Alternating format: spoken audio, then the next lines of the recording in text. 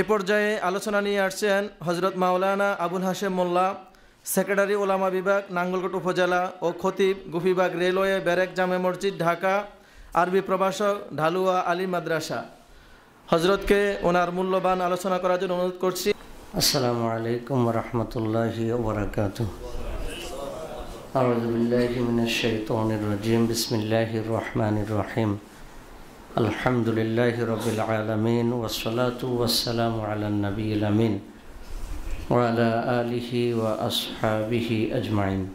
শহীদ কাফেলা, আল্লাহর এই জমিনে আল্লাহর দ্বীন কায়েমের প্রত্যয়দীপ্ত কাফেলা, বাংলাদেশ জামাত ইসলামী ৩ নং পেরুল উত্তর ইউনিয়নের ওলামা বিভাগ কর্তৃক আয়োজিত আজকের এই ওলামা সম্মেলনে উপস্থিত সম্মানিত প্রধান অতিথি, বাংলাদেশ জামাত ইসলামী কুমিল্লা দক্ষিণ জেলার ওলামা বিভাগের সম্মানিত সভাপতি, বিশিষ্ট আলেম দ্বীন জনাব মাওলানা আব্দুল খালেক সাহেব হাফিজাহুল্লাহ, উপস্থিত আজকের অনুষ্ঠানের সম্মানিত বিশেষ অতিথিবৃন্দ, আমার সামনে উপস্থিত জাতির শ্রেষ্ঠ সন্তান সম্মানিত ওলামায়ে কেরাম, আমরা সবাই আল্লাহ তাআলার দরবারে কালিমাতুশ শুকর আদায় করছি এজন্য যে আল্লাহ রাব্বুল আলামিন আমাদেরকে পরিবর্তিত এই পরিস্থিতিতে নতুন একটি সময়ে আমাদেরকে আজকের এই ওলামা সম্মেলনে অংশগ্রহণ করার তৌফিক দিয়েছেন, সুযোগ করে দিয়েছেন। এজন্য আমরা আল্লাহ তাআলার দরবারে কালিমাতুশ শুকর আদায় করছি, আলহামদুলিল্লাহ। দরুদ ও সালাম পেশ করছি মানবতার মহান শিক্ষক সাইয়্যিদুল মুরসালিন খাতামুল আম্বিয়া বিশ্বনবী হযরত মুহাম্মদ মুস্তাফা সাল্লাল্লাহু আলাইহি ওয়াসাল্লামের প্রতি। যুগে যুগে যারা আল্লাহর দ্বীনের জন্য ভূমিকা পালন করেছেন তাদের সকলের জন্য আল্লাহ তাআলার দরবারে জান্নাতের সুউচ্চ মর্যাদা কামনা করছি, আল্লাহুম্মা আমিন। বিশেষ করে 5 আগস্ট দীর্ঘ 15 বছরের জুলুমের জগদ্দল পাথর সরানোর ক্ষেত্রে যে সকল তরুণ ছাত্র জনতা জীবন বাজি রেখে সংগ্রাম করে পৃথিবী থেকে বিদায় নিয়েছেন, আল্লাহ তাআলার কাছে দোয়া করছি তাদের জন্য আল্লাহ তাআলা তাদেরকে যেন শাহাদাতের মর্যাদা দান করেন, আল্লাহুম্মা আমিন। সম্মানিত উপস্থিতি, আমাদের সম্মানিত বিজ্ঞ প্রাজ্ঞ ওলামায়ে কেরাম কথা বলেছেন। মুহাদ্দিস আব্দুল হালিম হাফিজাহুল্লাহ তিনি কথা বলেছেন। লালমাই উপজেলার সম্মানিত নবনির্বাচিত আমির মাওলানা আব্দুল নূর ভাই তিনি কথা বলেছেন। আমাদের মফিজুর রহমান ভাই তিনি অত্যন্ত চমৎকার ইতিহাস তথ্য উল্লেখ করে কথা বলেছেন। অনেকেই অনেক কথা বলেছেন। আসলে ওলামায়ে কেরামের সামনে কথা বলাটা অনেক বেশি জটিল ব্যাপার। জটিল হলো যারা নিজেরাই জাতিকে জ্ঞান দিয়ে থাকেন, জ্ঞান বিতরণ করে থাকেন, ঘন্টার পর ঘন্টা কথা বলে থাকেন, সেই সমস্ত আলেমদের সামনে নতুন করে কথা শোনানো এবং কথা শোনার মতো সেই যে কথা শোনার মতো যে একটা অবস্থা, সেটা স্বাভাবিকভাবে আলেমরা যা শোনেন তা তো জানেনি। এজন্য এটা আমাদের জন্য একটা জটিল ব্যাপার এবং একটা দুঃসাহসিক ব্যাপার। তারপরেও যেহেতু আমরা সবাই নিজেরাই একই ধারায় একইভাবে আমরা যার যার অঙ্গন থেকে আমরা জাতির খেদমত করার জন্য, ইলমের প্রচার প্রসার করার জন্য আমরা ভূমিকা পালন করছি, সেজন্য আমরা পারস্পরিক অন্তত যদি কিছু নিজেদের মধ্যে এক্সচেঞ্জ অফ ভিউ, মতামতের আদান প্রদান, শেয়ারিং, এগুলো যদি আমরা করি, সেই শেয়ারিং থেকে আমাদের কিছু নতুন তথ্য আমাদের মধ্যে তৈরি হতে পারে, আমাদের চিন্তার মধ্যে খোরাক আসতে পারে। এজন্য খুব লম্বা চড়া ধারাবাহিকভাবে অনেক বড় কথা বলার সুযোগ নেই। আমি মুহাদ্দিস আব্দুল হালিম হুজুরের সূত্র ধরে একটা কথা বলতে চাই। তিনি বলেছেন রাসূল সাল্লাল্লাহু আলাইহি সাল্লামের হাদিস, আল উলামাউ ওয়ারাসাতুল আম্বিয়া, আলেমগণ হলেন নবীগণের ওয়ারিস।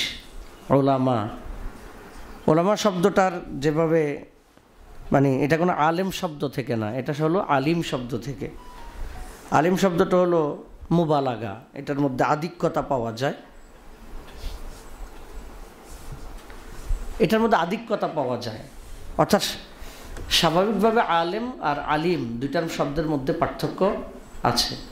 তো আমরা তো নিজেদেরকে সহজেই খুব আলেম হিসাবে পরিচয় দেই, কিন্তু সেই জায়গা থেকে আমরা কতটুকু নিজেদেরকে ধারণ করতে পারছি, এটা হলো বড় প্রশ্ন। আপনারা আগেই বলছি, আমরা সবাই যেহেতু নিজেরা যার যার অঙ্গন থেকে কাজ করছি, এজন্য আমি আত্মপর্যালোচনামূলক আমাকে সহ কিছু কথা বলবো। আশা করছি আপনারা এটাকে মন্দভাবে নেবেন না। আমি জাস্ট আমাদের নিজেদের আত্মপর্যালোচনার জন্য বলছি।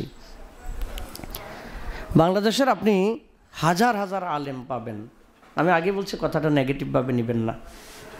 বাংলাদেশের হাজার হাজার আলেম পাবেন, যেই আলেমরা গোটা কোরআনের শুরু থেকে শেষ পর্যন্ত জীবনেও পুরাটা একবার অর্থসহ পড়েননি। বাংলাদেশে এরকম হাজার হাজার আলেম পাবেন।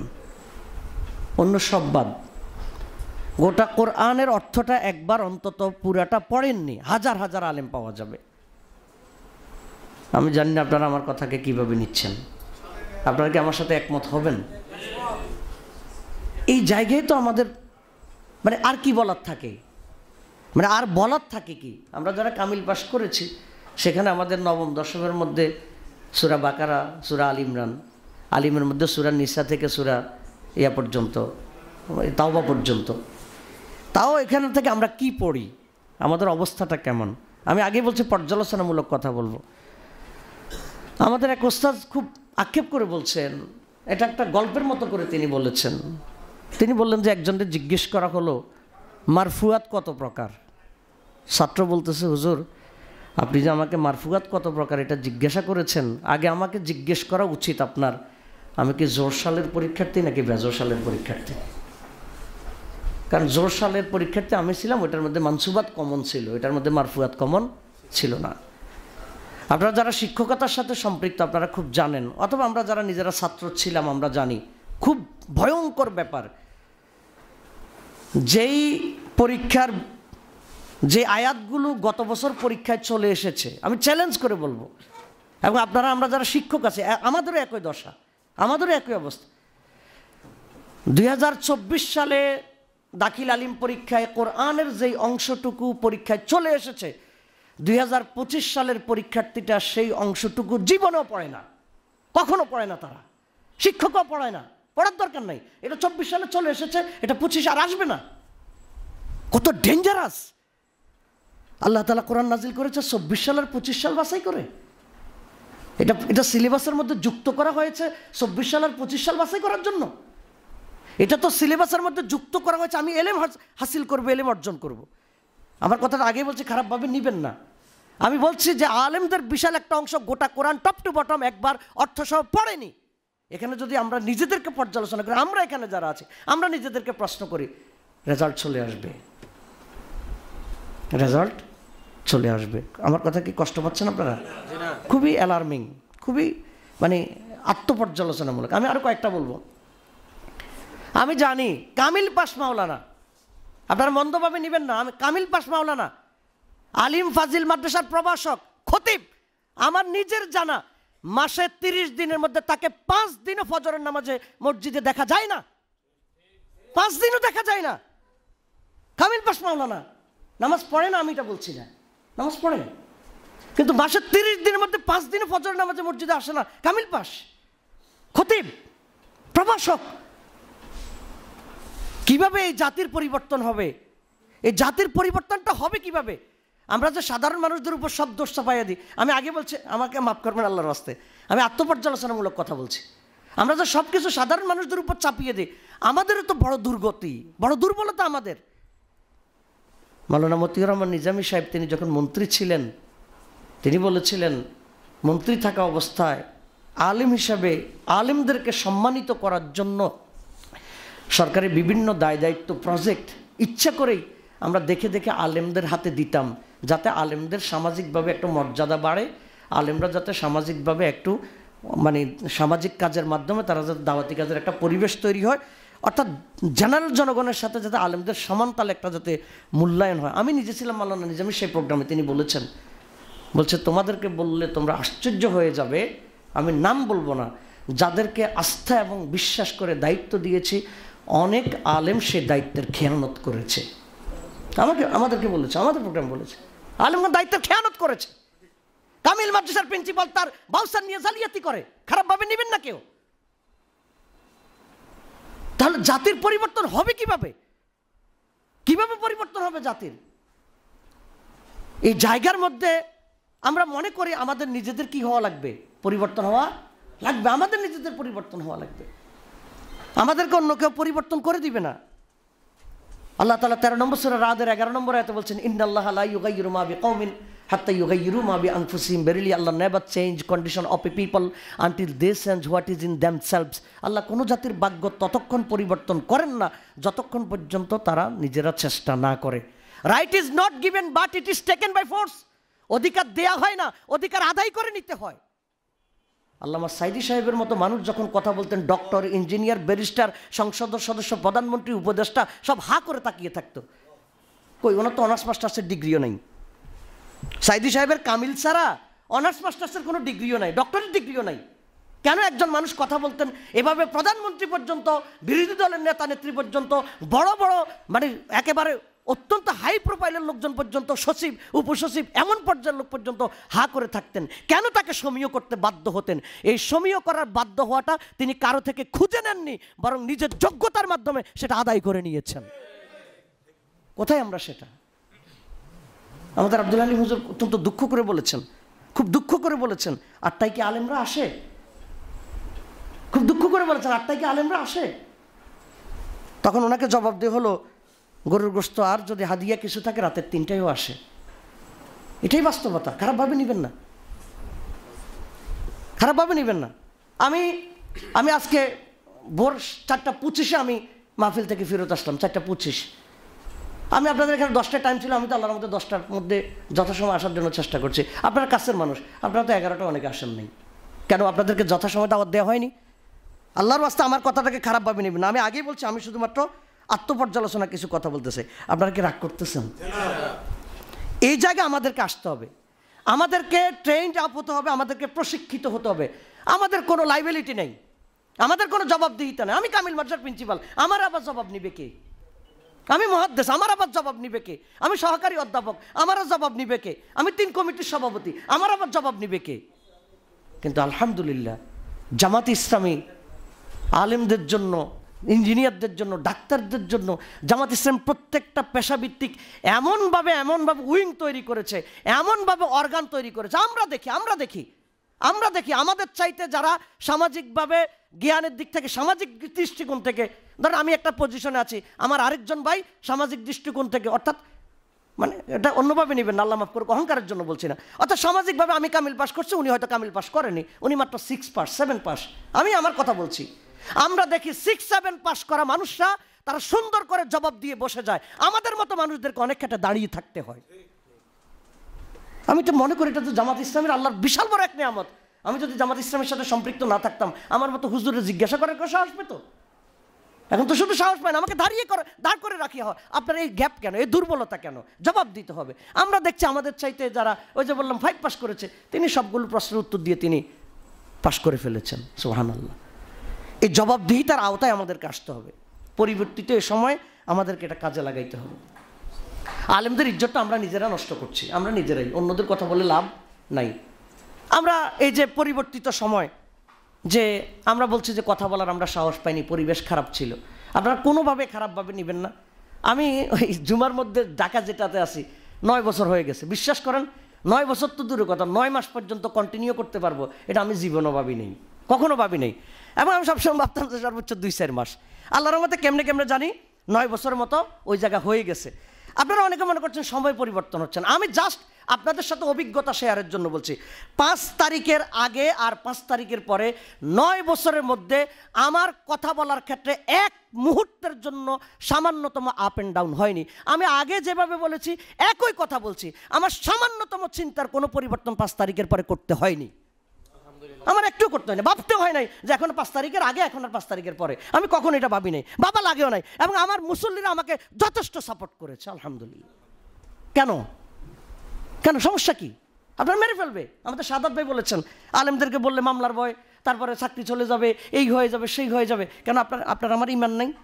7 নম্বর সূরা আরাফ আয়াত নম্বর 96 যেটা উনি উল্লেখ করেছেন, ওয়ালা ওয়ান্না আহলাল কুরআ আমানু ওয়াত্তাকাউ লাফাতাহনা আলাইহিম বারাকাতিম মিনাস সামা। লাফাতাহনা লামে তাকিদ, আরবি তো ভালো বুঝছেন। আল্লাহ তাআলা বলেন অবশ্যই অবশ্যই আমি তাদের জন্য আসমান এবং জমিনের সকল বরকতের দরজা খুলে দিব। সুবহানাল্লাহ। আল্লাহর কথা বিশ্বাস হয় না? কথা বলে আল্লাহর কথা বিশ্বাস হয় না? তো চাকরি চলে যাবে, সমস্যা কি? কে বলছে চাকরি যাবে?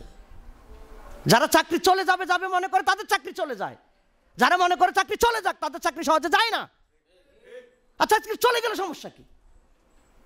চাকরি চলে গেলে সমস্যা কি? বহু মানুষ চাকরি ছাড়া চলতেছে না, কথা বলেন, বহু মানুষ চাকরি ছাড়া চলতেছে না।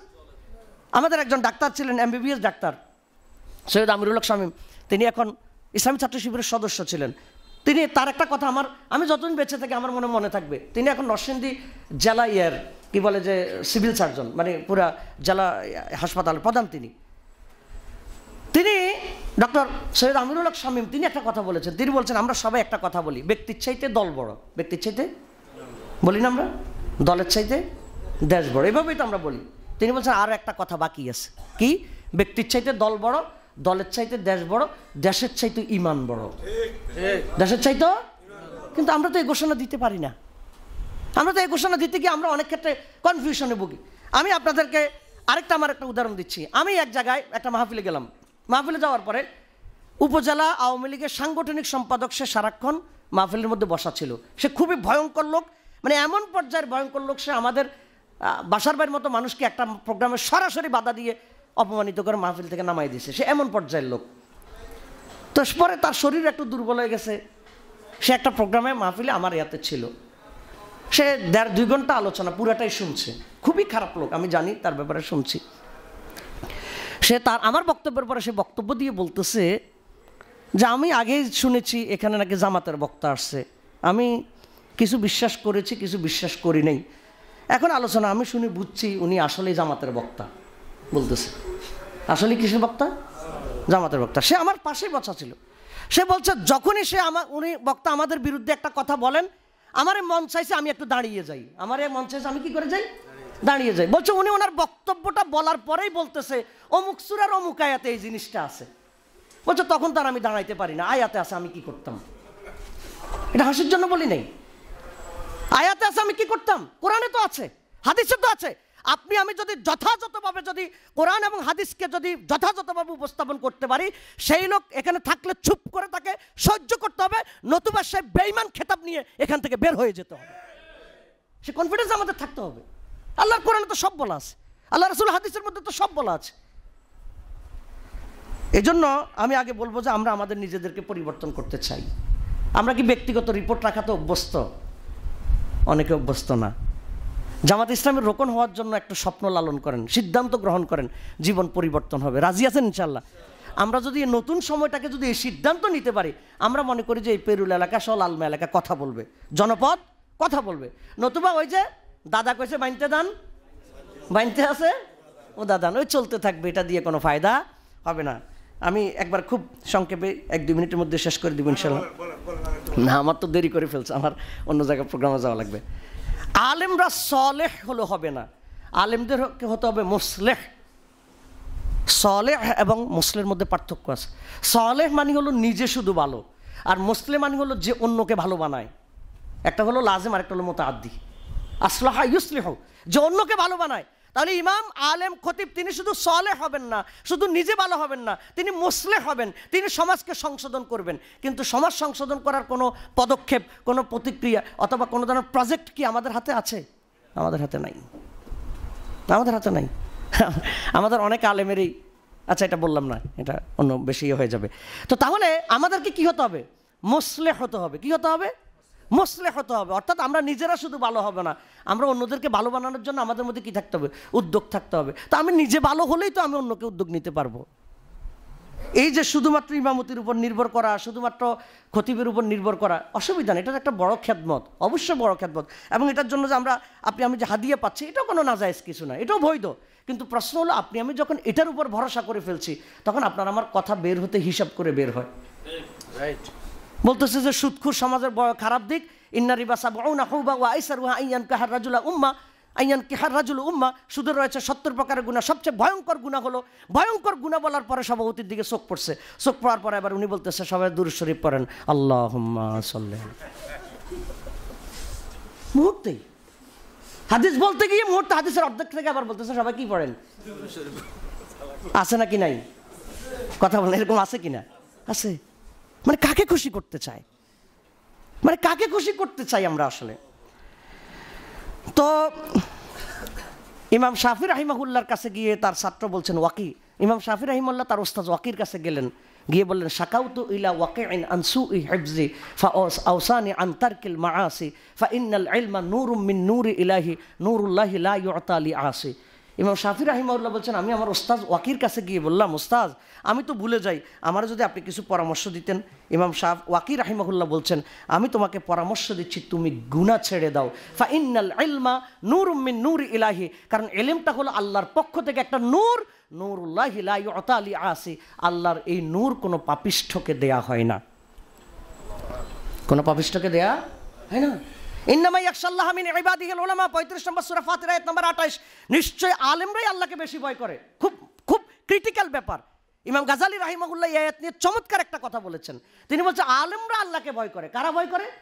আলেমরা। তা আমরা দেখি যে আলেম নামাজে গাফিলতি করে, যে আলেম সমাজের মধ্যে অন্যদের সাথে মিশে যাচ্ছে, যে আলেম হালাল হারামের কোনো বাস বিচার করে না, যে আলেম ন্যায় অন্যায়ের কোনো ইয়ে করে না, মানুষ বলছে সে আলেম, আল্লাহর কোরআন বলছে সে আলেম না। কারণ আল্লাহ বলেছেন ইন্নামা ইয়াখশাল্লাহ মিন ইবাদিহিল উলামা, আলেমরা আল্লাহকে ভয় করে, আল্লাহর কথা সঠিক। সুতরাং যেই মানুষ বেশভূষায় আলেম, মারফুয়াত মানসুবাত ভালো জানে, নাউসারব ভালো জানে, কিন্তু তার ভিতরে যদি তাকওয়া নাই, সে আলেম নয়। আলেম যদি হতো সে আল্লাহকে ভয় পেত, কারণ আল্লাহ বলছেন আলেমরা আল্লাহকে ভয় পায়। সুবহানাল্লাহ। তার মানে সে যেহেতু আল্লাহকে ভয় পায় না, সে আলেম না। সুতরাং তাকওয়াবিহীন যে লোক সে কখনো আলেম নয়, সে যত বড়ই হোক, সে তো যত বড় ডিগ্রিদারি হোক, সে একেবারে বাইতুল মুকাররমের খতিব হোক, সে একেবারে ইয়া হয়ে যাক, কি বলে যে এর গভর্নর হয়ে যাক, কি বলে যে ইসলামিক ফাউন্ডেশনের গভর্নর হয়ে যাক, যা কিছু। এখনকার সময় না, আগের কথা বলছি। এখনকার তো আলহামদুলিল্লাহ ম্যাক্সিমাম ভালো মানুষ, আলহামদুলিল্লাহ। তো যত বড় কিছুই হোক না কেন, যত বড় কিছুই হোক না, যতক্ষণ পর্যন্ত ব্যক্তির ভিতরে তাকওয়ার আলামত না থাকবে ততক্ষণ পর্যন্ত তিনি আলেম না। আমরা অনেকে বলি অনেক আলেম এরকম করে, আমাদের কথা ঘুরিয়ে দিতে হবে। আপনি বললেন সে আলেম না। দলিল ইন্নামা ইয়াখশাল্লাহ মিন ইবাদিহিল উলামা। তো আমরা একটু কোরআন অর্থসহ পড়ার জন্য চেষ্টা করব, পুরাটা। রাজি আছে ইনশাল্লাহ? আগামী রমজানকে কাজে লাগান। যদি আলেমদের জন্য এটা আমার জন্য বলা এটা একটা বেয়াদবি। হাদিস কয়টা আমরা হাদিস পড়েছি? কামিল যারা পাশ করেছে তারা কয়টা হাদিস পড়ছে? সর্বোচ্চ 200 হাদিস। খারাপভাবে নিয়েন না, 200 হাদিসের বেশি পড়ে নাই, পড়ে না। 200 হাদিসের বেশি পড়ে না, কারণ 200 হাদিস পড়লে তার কমন পড়ে যায়। আর পড়বে কেন? সিলেবাস শেষ, আর পড়বে কেন? অথচ মাত্র রিয়াদুস সলিহিন 1900 হাদিস আছে মাত্র। আজকে থেকে আপনি শুরু করেন, প্রতিদিন 4টা-5টা করে হাদিস পড়েন, মাত্র 1 বছরের মধ্যে আপনার 1900 হাদিস শেষ হয়ে যাবে। আজকে আপনি থেকে শুরু করেন, আপনি এখন যে খুতবা দিচ্ছেন 6 মাস পরে আপনি নিজে বুঝতে পারবেন আপনার খুতবার মধ্যে গুণগত পরিবর্তন হয়েছে, আপনি নিজে বুঝতে পারবেন। কয়টা আলোচনা আপনার আমার রেডি করা আছে? আমি মনে করি একজন খতিবের জন্য মিনিমাম 52টা খুতবা আলোচনা করা রেডি থাকা উচিত, যাতে অন্তত 24 সালের মধ্যে দ্বিতীয়বার এই বিষয়টা আর না আসে। আমি 9 বছর ধরে যে আলোচনা করছি, আলহামদুলিল্লাহ 9 বছরে আমি যতটা খুতবা দিয়েছি, প্রত্যেকটা খুতবার বিষয় আমার বাড়িতে একটা ডায়েরি আছে, প্রত্যেকটা খুতবার বিষয়টা আমার ডায়েরিতে লেখা আছে, আমি লিখে রেখেছি। কেন লিখে রেখেছি? আমি যখন একটা বিষয় আলোচনা করতে চাই, আমি দেখি সর্বশেষ কতদিন আগে এটার আলোচনা হলো। মিনিমাম 1 বছর 2 বছর আগে যদি আলোচনা হয়, এর মধ্যে যদি হয়, আমি আলোচনাটা আর করি না। চিন্তা করি তো এটা মাত্র 6 মাস আগে করছি, এটা করবো না। এটা 8 মাস আগে করেছি, এটা করবো না। এটা 1 বছর আগে করেছি, এটা করবো না। মিনিমাম 2-2.5 বছর পার হলে ওই আলোচনাটা আবার করার জন্য চেষ্টা করি। তাহলে আপনার শ্রোতারা আপনার থেকে কিছু জ্ঞান পাবে। কিন্তু সারা জীবন ওই যে ইন্নাল্লাহ ইয়ামুরু বিল আদলি ওয়াল ইহসান ওয়া ইতাইযিল কুরবা, আয়াত তো এটা বলতে হবে, বলা হয়। এটা মুসলমানদের বহুদিনের প্র্যাকটিস। এটা বলার সাথে সাথে মুসল্লিরা আরম্ভ করে দাঁড়ায়, বুঝছে যে খুতবা শেষ, বুঝছে যে খুতবা শেষ। এখন এতক্ষণ ঘুমাইছে, যখন ইন্নাল্লাহ ইয়ামুরু শুনছে সে কি করছে? আরমোর দিয়ে দাঁড়াচ্ছে। ঠিক এইভাবেই তো চলছে আমাদের সমাজ। তা আল্লাহর ওয়াস্তে আমরা একটু কি করতে চাই? পরিবর্তন হতে চাই। তো যেটা শেষ করে দিচ্ছি, উসুল আছে একটা উসুল আছে, তাখতালিফুল আহকাম বি ইখতিলাফিল আহওয়াল। পরিবেশ পরিবর্তনের কারণে ফতুয়া চেঞ্জ হয়। পরিবেশ পরিবর্তনের কারণে কি হয়? ফতুয়া চেঞ্জ হয়। এটা ইসলামের উসুল। রাসূল সাল্লাল্লাহু আলাইহি ওয়াসাল্লামের কাছে এক লোক আসছে, ইয়া রাসূলুল্লাহ, রমাদানের দিনে আমি কি আমার স্ত্রীকে চুমু দিতে পারবো রোজা রাখা অবস্থায়? আল্লাহ রাসূল সাল্লাল্লাহু আলাইহি ওয়াসাল্লাম বলছেন হ্যাঁ দাও। কিছুক্ষণ পরে আসছে আরেকজন এসে বলছে, ইয়া রাসূলুল্লাহ, আমি কি রোজা রাখা অবস্থায় আমার স্ত্রীকে চুমু দিতে পারবো? আল্লাহ রাসূল বলছে না, এটা কেমন কথা? রাসূল তো ইনসাফ করার কথা। একজনের অনুমতি দিলেন, আরেকজনকে বললেন যে ধারে কাছেও যেও না। কারণ কি? যাকে অনুমতি দিয়েছে হে বুড়া লোক, আর যারা মানা করছে হে যৌবন লোক, যুবক লোক। হাদিস তাখতালিফুল আহকাম বিইখতিলাফিল আহওয়াল, পরিবেশের কারণে ফতোয়ার কি হয়? পরিবর্তন হয়। এই উসুলটা আমাদেরকে বুঝতে হবে। জানাজার মাঠে কোনো ইমাম যদি এই বক্তব্য দেয়, খুব ভালো কথা, আমি এটা বলে শেষ করে দিচ্ছি। জানাজার মাঠে কোনো ইমাম যদি এই বক্তব্য দেয়, কোরআন হাদিসের দলিল দিয়ে যদি বক্তব্য দেয় বিবাহের ফজিলতের, কিসের মধ্যে দিল? জানাজার মাঠে। আপনারা হুজুরে কি বলবেন? কি বলবেন? পাগল বলবেন, বেকুব বলবেন, বলবেন না? আচ্ছা, উনি কি নিজের থেকে বলেছেন না কোরআন হাদিস থেকে বলেছেন? কোরআন হাদিস থেকে বলেছেন। তাহলে কোরআন হাদিস থেকে আমি বললে তাকে বেকুব বলবো কেন? তার কথাটা সঠিক, কিন্তু তার কথাটা পরিস্থিতির সাথে সামঞ্জস্যপূর্ণ না। জানাজার মাঠে যদি কেউ বিয়ের ফজিলত বর্ণনা করে, আমরা তার বেকুব বলবো? এই দেশের কোটি কোটি মানুষ জানে 5 ওয়াক্ত নামাজ ফরজ, কিন্তু প্রতিদিন আমরা এটাই বলছি। এই দেশের কোটি কোটি মানুষ জানে বছরে 1 মাস রোজা রাখা ফরজ, আমরা কোটি কোটি মানুষ এই কথাই বলছি, এই কথাই জানছি। কিন্তু এই দেশের অনেক নামাজি, হাজি, রোজাদার মানুষ আল্লাহর জমিন, আল্লাহর দিন কায়েম করতে হবে, এটার গুরুত্ব বুঝে না। আমাদের অনেক খতিব, অনেক ইমাম বছরে 52 খুতবার মধ্যে একটা বারেরও দিন কায়েমের জন্য কথা বলে না। তা আমি আর ওই হুজুর তো একই, জানাজার মাঠে যে বিয়ের ফজিলত কয়। আপনারা আমাকে ক্ষমা সুন্দর দৃষ্টিতে দেখবেন। আল্লাহ তাআলা আমাদেরকে বুঝার তৌফিক দান করুক। সুবহানাকাল্লাহুম্মা বিহামদিকা আশহাদু আল্লা ইলাহা ইল্লা আনতা আস্তাগফিরুকা ওয়া আতুবু ইলাইক। আসসালামু আলাইকুম ওয়া রাহমাতুল্লাহি ওয়া বারাকাতুহু।